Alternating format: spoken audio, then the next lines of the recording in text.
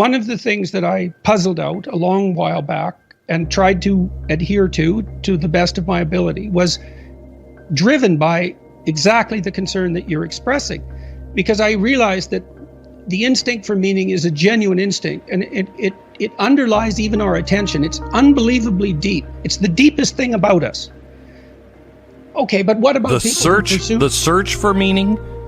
That's that, or the meaning experience itself. and the search. Okay. Well, I would say both of those. Both of those are Okay. they're somewhat independent, because the search for meaning is very motivating, but the experience of meaning is something in and of itself. We talked about that in Yes. relationship to the night sky, for example. Right. So, okay, but your objection was, well, what if that meaning instinct goes wrong? It's like, yeah, what if? What if? Okay, how do you make it go wrong? If I'm thinking I just have that dialogue in my head by myself, it's still a dialogue between two viewpoints. So we orient ourselves with untrammeled, honest speech in a constant search to find that optimal middle ground. But it always moves. So we are destined in some sense to continually communicate about where we should be. That's for sure. But the idea that there's a desirable middle that we can attain through dialogue, well, that's a presupposition of Western individualism. There is an assault on that idea. So if you buy the idea that our institutions are basically predicated on tyrannical power, so that's the basis for institutional organization, is power. Mm-hmm. Then you buy the argument that the dialogue between institutions is nothing but the expression of that power. There are no individuals, and there's no space for rational negotiation. And that case is being made constantly, particularly by radicals on the left. It is fundamentally anti-individual. And there is no room in that system for free speech itself. It's not like it's anti-free speech. That's a misconception. Something isn't anti-free speech if it has no room whatsoever for the concept of free speech. That's a much deeper criticism, and that's part of what's driving this identity politics movement. It's an assault on the idea of the individual word, the word itself. It's an assault on the idea of the redemptive power of the word itself.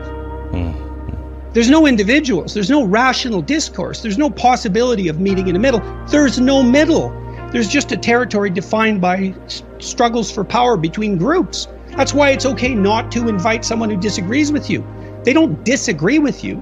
They represent a different power structure. And you might think you have an opinion, but you don't. You're merely mouthing the platitudes of your social structure. You're not there as an individual, not from that perspective. This is a much more radical critique than people generally realize. It goes all the way to the bottom. In my writings and my lectures, I've tried to encourage people to deal with malevolence at the level of the individual. Because when you start dealing with it in others, there's a big risk in that. It's like clean up your own house, which is right. I mean, right. I've been parodied for that. So, well, look at all the social problems in the world, and Dr. Peterson is telling the oppressed to clean up their rooms. It's like, how is that going to solve anything? It's, well, first of all, have you tried it, actually? It's not that bloody easy to clean up your room. Right. And so... it's harder. It's much easier to clean somebody else's room.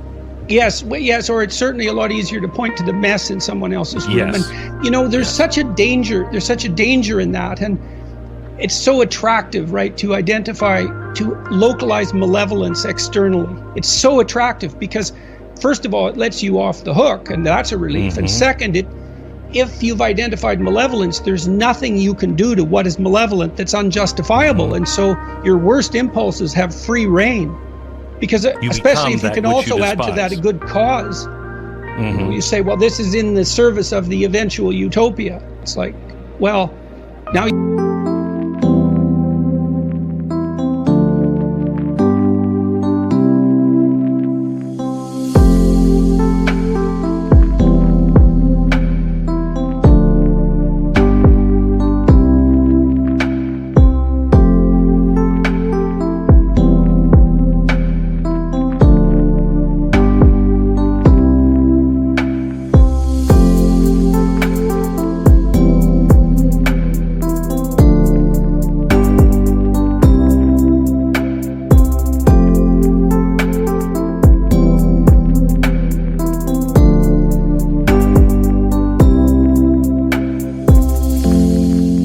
you have carte blanche for your worst motivations, and that's very, very dangerous. And so I always think that it's better to stick to the psychological. How do you get people to recognize and then have the courage to stand? You've taken a beating. Nobody wants to do that. Why is that worth it, and how do you get there? Well, I think it's worth it because I believe the alternative is worse. I mean, that's why I think it's worth it.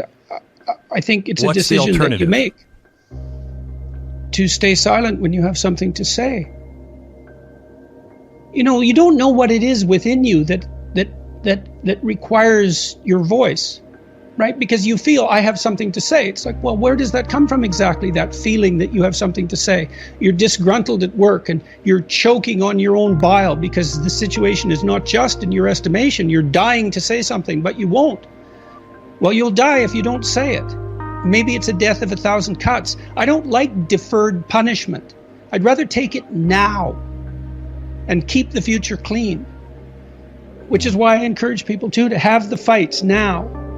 Not to hide things in the fog for later, because they grow and metastasize.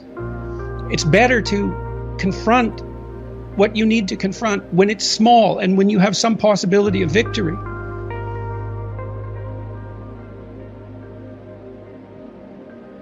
We have software online at a site called selfauthoring.com that helps people write an autobiography. And so they go through their lives, breaking their lives into epochs and identifying the most emotionally and practically significant events and detailing them. And that's all in an...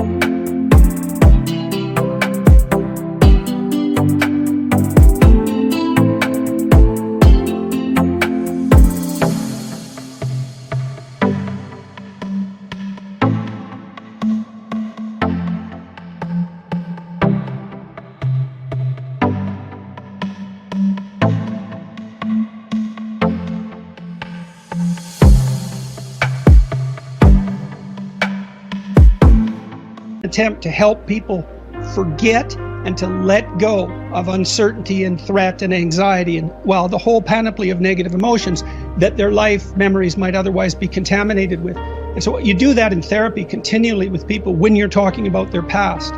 And it isn't catharsis. The Freudians believed, for example, that if someone had a traumatic experience and then they were able to express the emotion that was associated with that experience, that would be curative. But it doesn't look like it's the expression of the emotion. It looks like it's the extraction of the significance of the event.